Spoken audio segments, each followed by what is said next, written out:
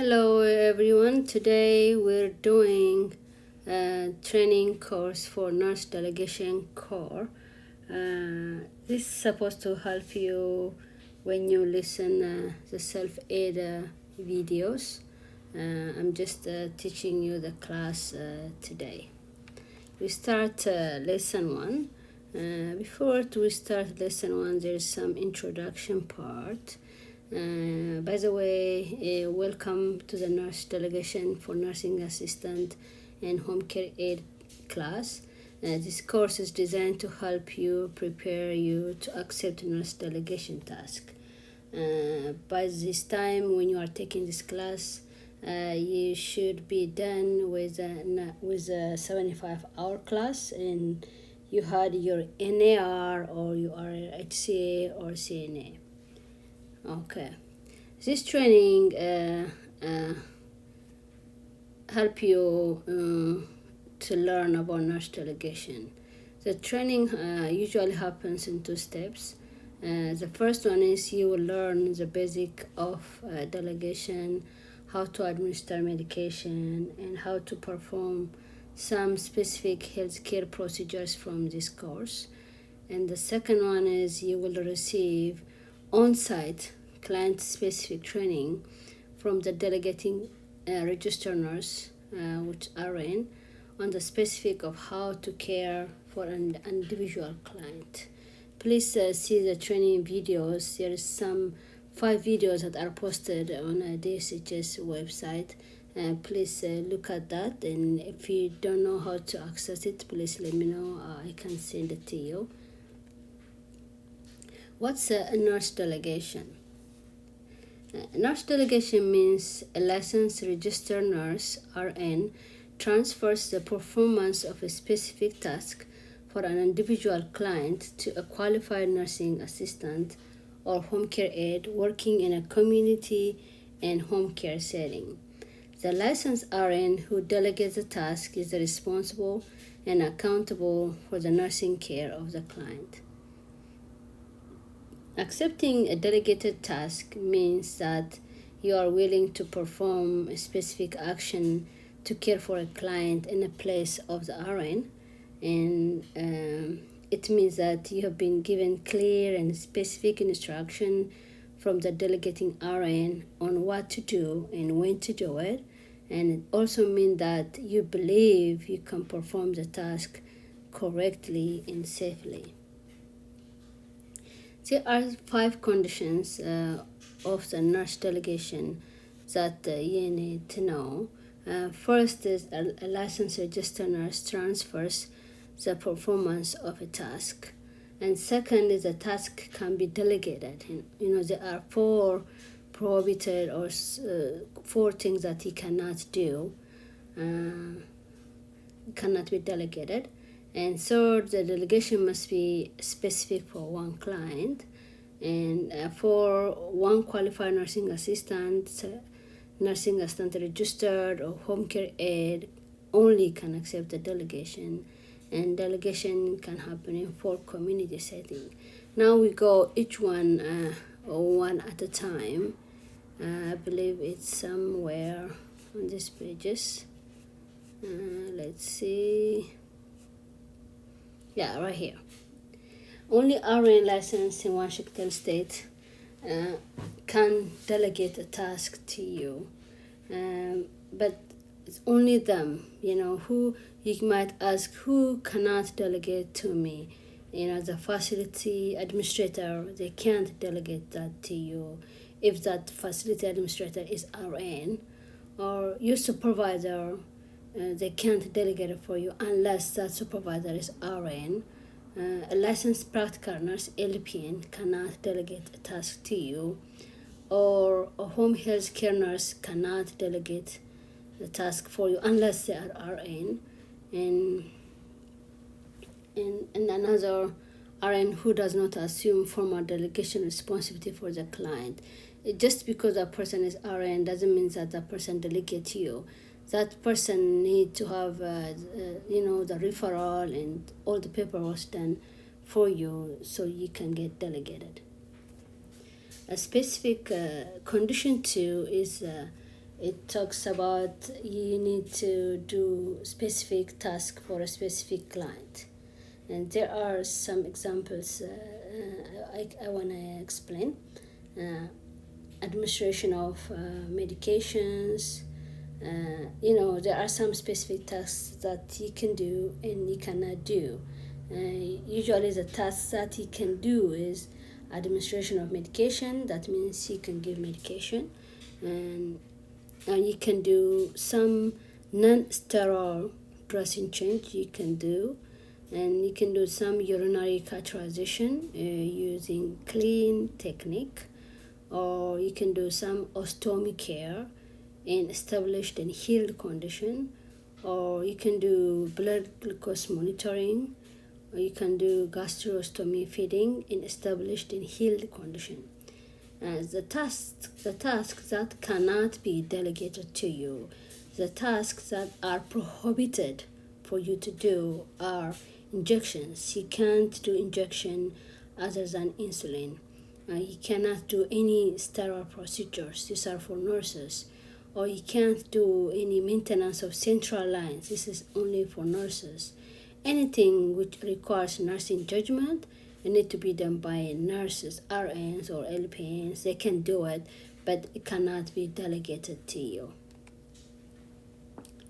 Condition 3 is a specific task for one client. Delegation is limited to a specific task for one client only.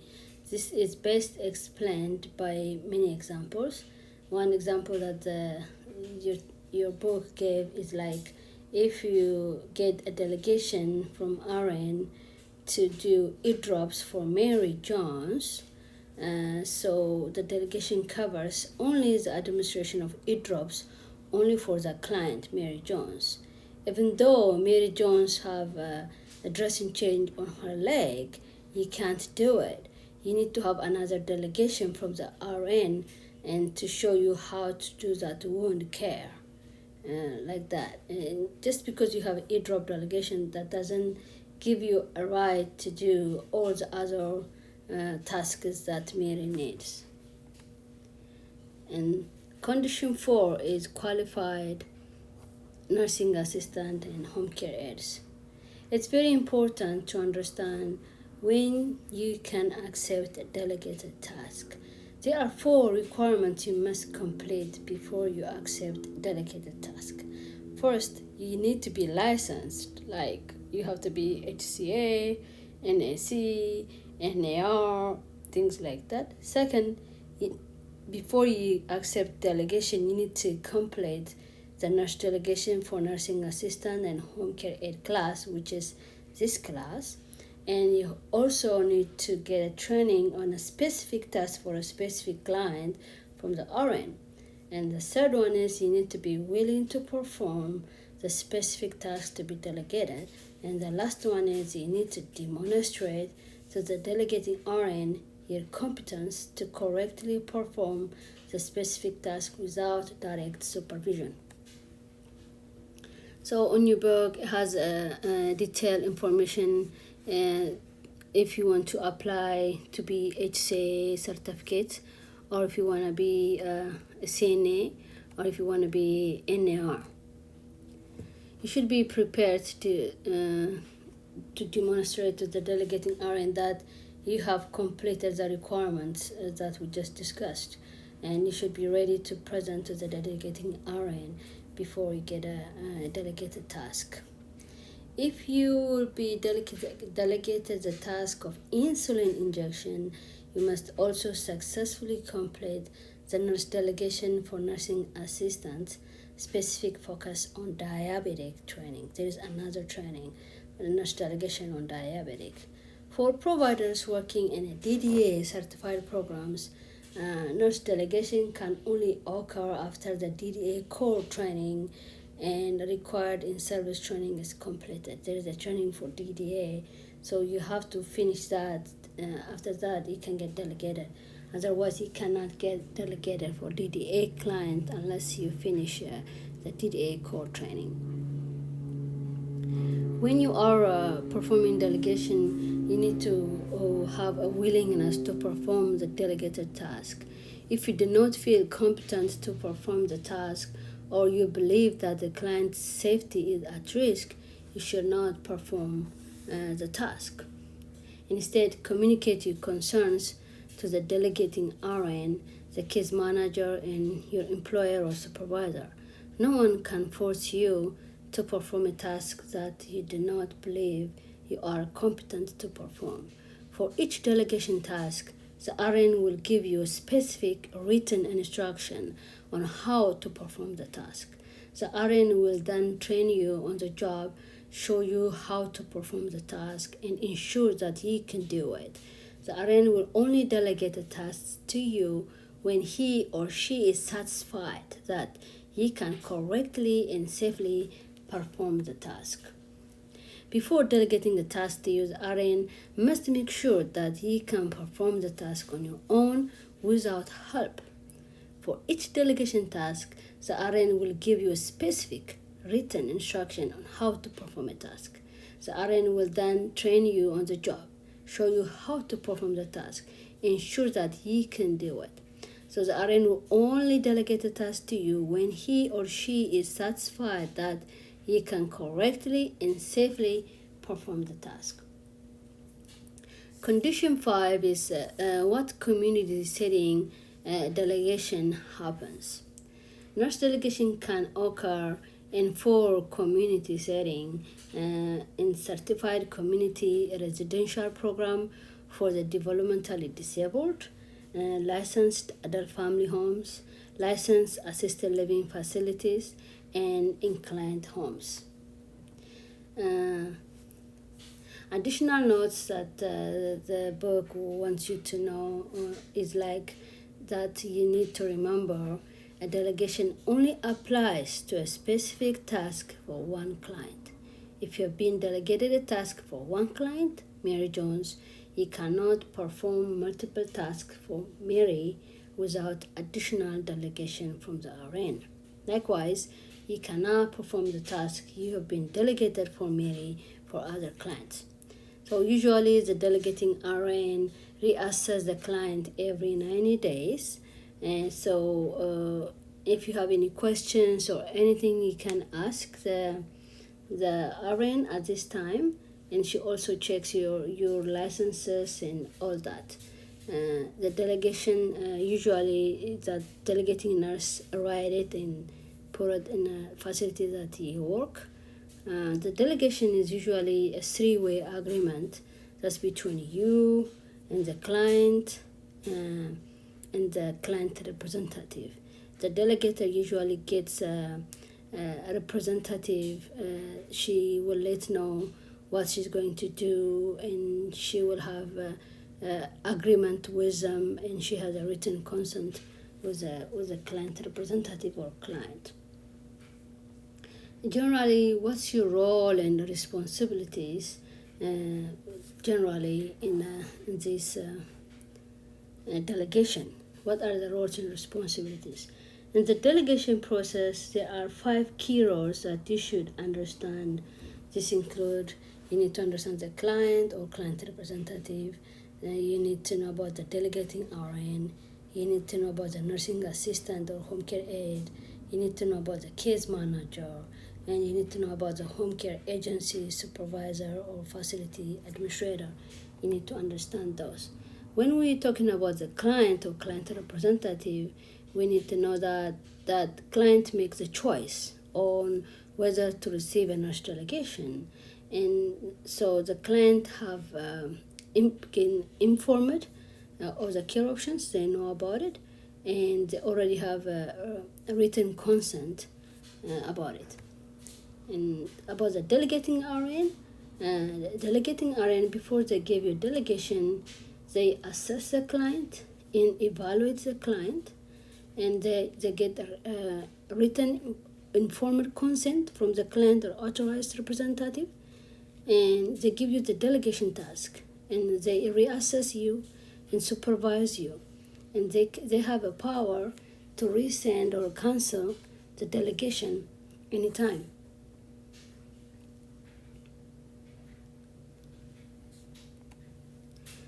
The RN has to do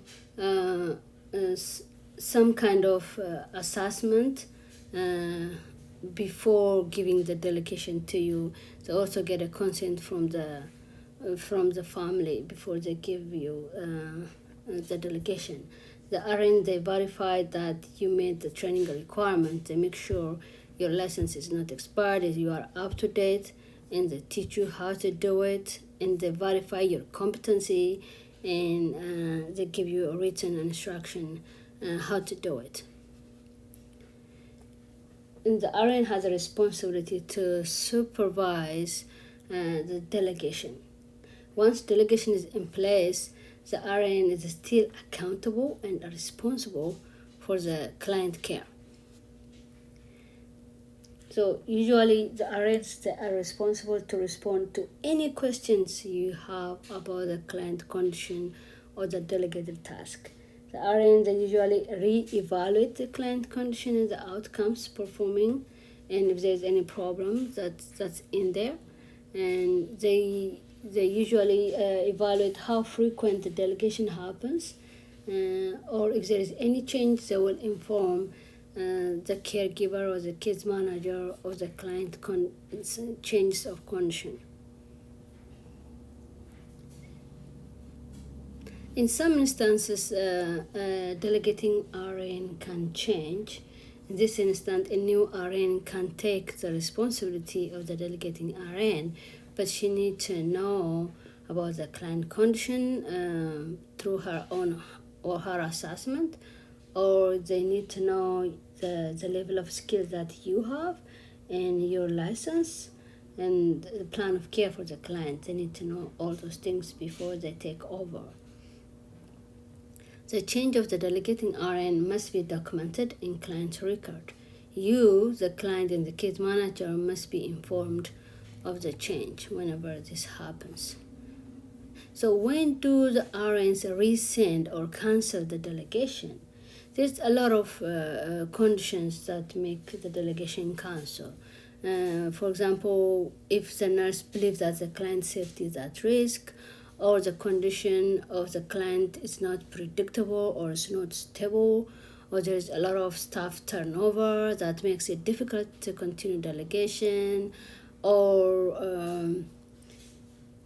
the caregiver, you, maybe no longer available to perform the task, maybe something you don't want to do, or if there is if you have to renew your registration, if it is, you can't work while your license is expired, or if you don't do your work right, or if the authorized representative requests that the delegation can be cancelled. There's a lot of reasons we can mention, but the book mentioned some of them.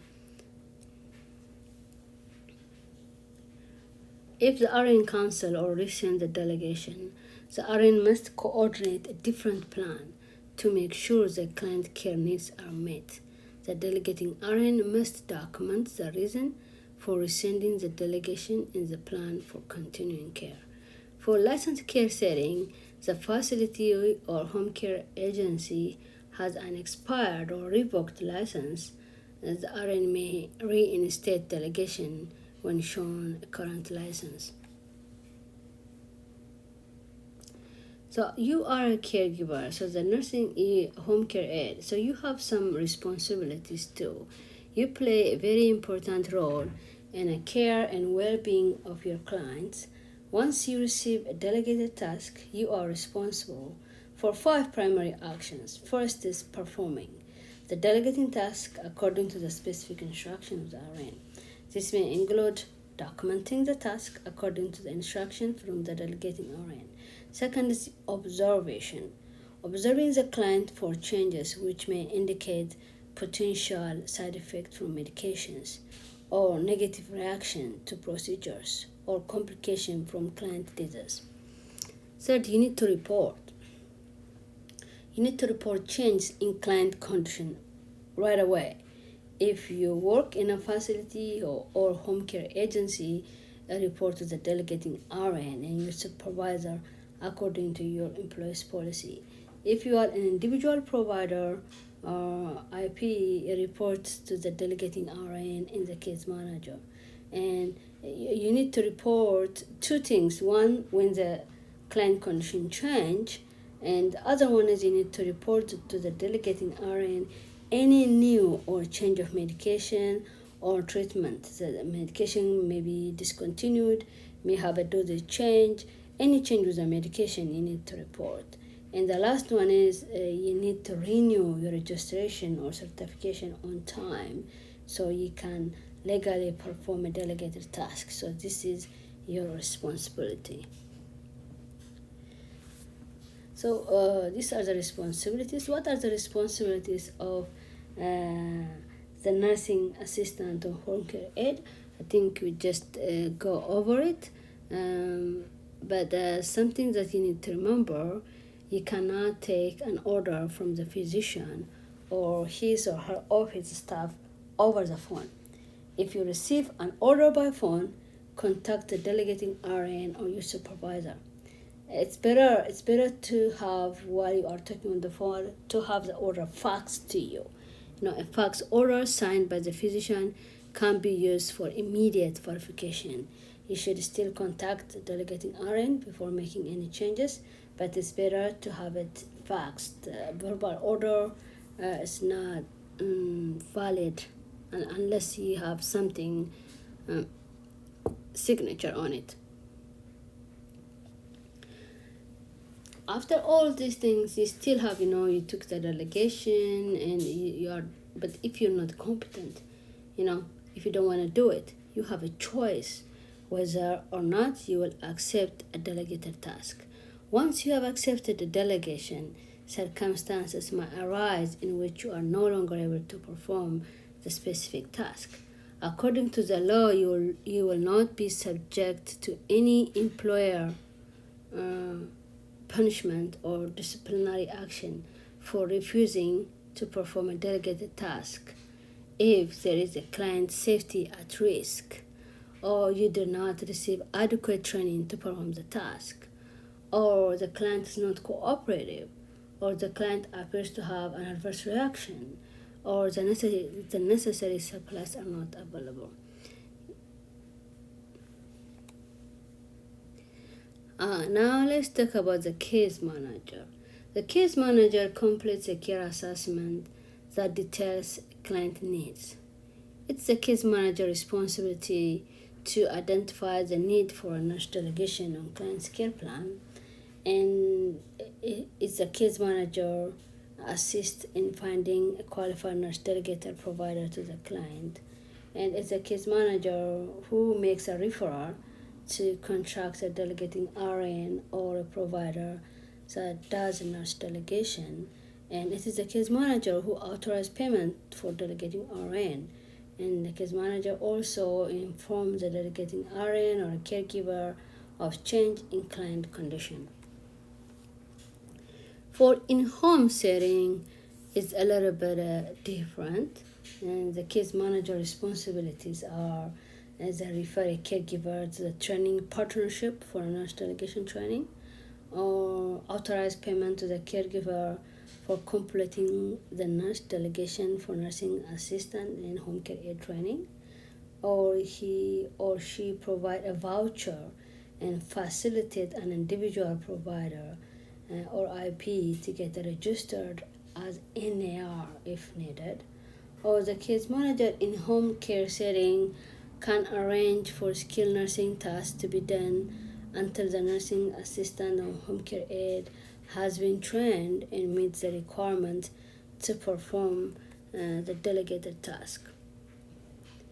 Okay, now the last one is, what are the responsibilities for the employer or administrator? In a facility, the employer or administrator is responsible to make sure that any nurse delegation that occurs in the facility has been done according to the nurse delegation rule. This includes the tasks performed are not prohibited by law, the nursing assistant or home care aide has completed all the requirements and registration requirements prior to receiving a delegated task, the delegation process has been completed correctly, the tasks are performed as directed. The employer or administrator is ultimately responsible for what goes on in an assisted living facility or in adult family home. They will be cited by the regulators if the delegation is not done correctly. Now we finish lesson 1 in nurse delegation core. We will do lesson 2 next time. There are some activities in your book. It's good if you go over them and do them. This is a summary, and when you go here, there's activities. It's good. It's a good practice if you do them. There's answers are included too. Thank you very much. Next time we'll go to lesson 2, client care and the body systems. Thank you very much.